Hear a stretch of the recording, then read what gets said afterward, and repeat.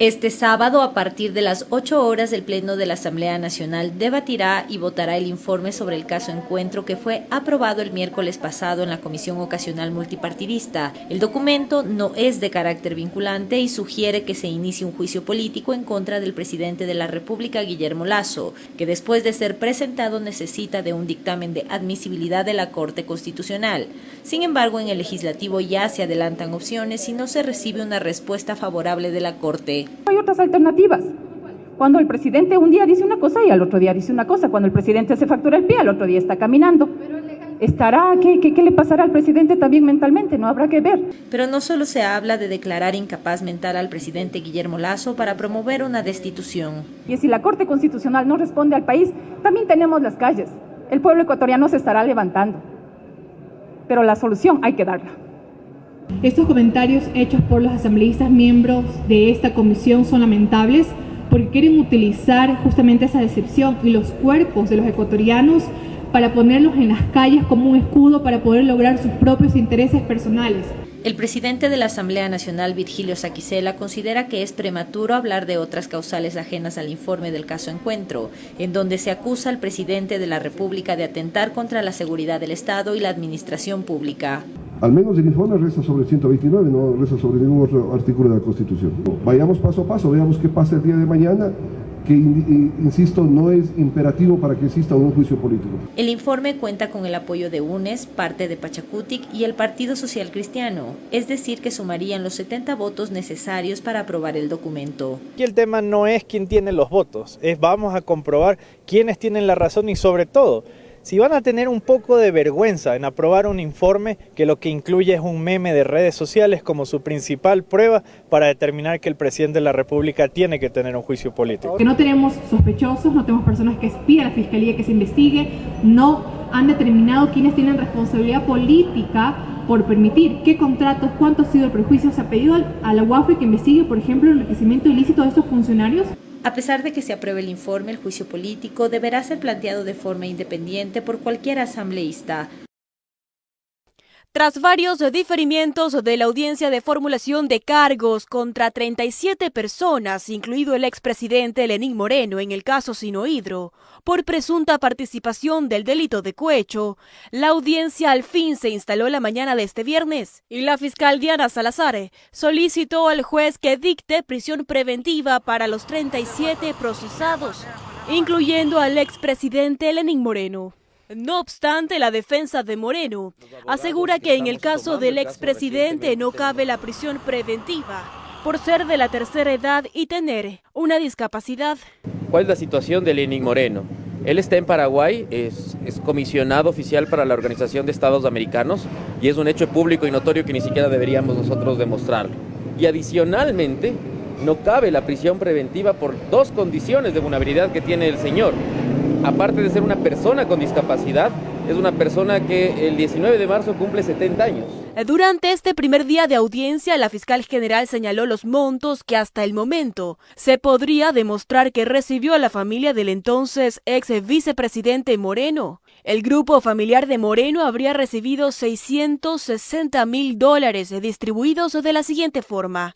Moreno y su esposa $220.000, su hija Irina $50.000, su hermano Guillermo $10.000, su otro hermano Edwin $350.000, sus cuñadas Jacqueline y Marta $10.000 y $15.000 respectivamente, y finalmente la suegra de Moreno recibió $5.000. La fiscal general del Estado argumentó que para cometer el ilícito se habría utilizado tanto el sistema financiero nacional como el de otros países. Y a esto se le suma lo recibido por el grupo familiar de Conto Patiño, amigo de Lenín Moreno y sus colaboradores.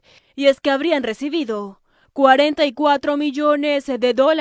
Entre tanto, se tiene previsto que el expresidente de la República, Rafael Correa, dé su versión sin juramento en esta audiencia la próxima semana. De los 37 procesados en este caso, 21 son parte del grupo familiar de Conto Patiño y colaboradores. 7 son del grupo familiar del entonces ex vicepresidente Moreno. 4 de los procesados fueron funcionarios de Coca-Cola Sinclair y 5 de Sinohydro. Recordemos que en este caso se descubrió que alrededor de la construcción de Coca-Cola Sinclair, la empresa que adjudicó el contrato, es decir, Sinohydro, habría pagado cerca de 76 millones para viabilizar la concesión del contrato mencionado.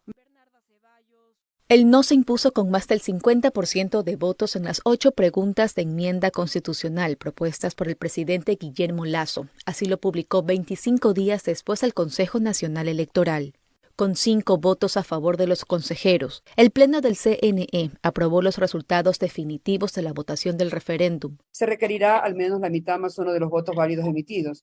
Una vez proclamados los resultados del referéndum, la consulta, el Consejo Nacional Electoral dispondrá su publicación en el registro oficial dentro de los 7 días siguientes. De acuerdo con el Sistema Informático de Escrutinio y Resultados del Consejo Nacional Electoral, los resultados fueron los siguientes. En la pregunta 1, el sí obtuvo 3.930.186 votos, lo que representa al 48.46%, mientras que el no se impuso con 4.180.555 votos, lo que se traduce al 51.54%.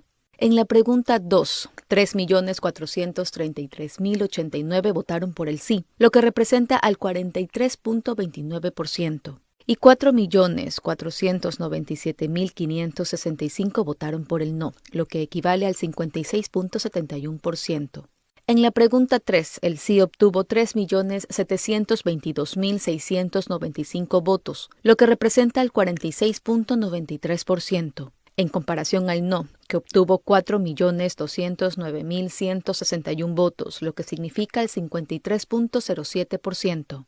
En la pregunta 4, el sí tuvo 3.595.753 votos, que significan 45.45%, mientras que el no obtuvo 4.315.829 votos, es decir, 54.55%. La pregunta 5, el sí tuvo 3.381.729 votos, lo que representa el 42.37%, mientras que el no tuvo 4.600.312 votos, es decir, 57.63%.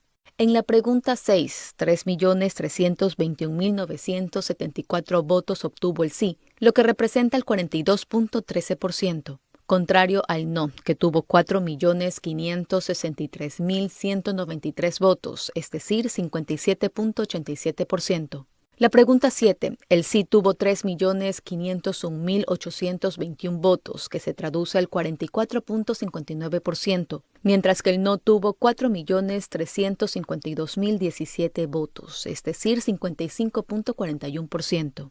La pregunta 8, el sí tuvo 3.438.661 votos, que representa el 44.04%. El no tuvo 4.368.848 votos, lo que significa el 55.96%.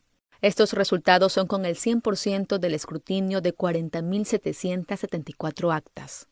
Frente a esto, el director de la empresa Market, Blasco Peña Herrera, reiteró los cuestionamientos a los resultados del proceso electoral e insistió en que hubo fraude.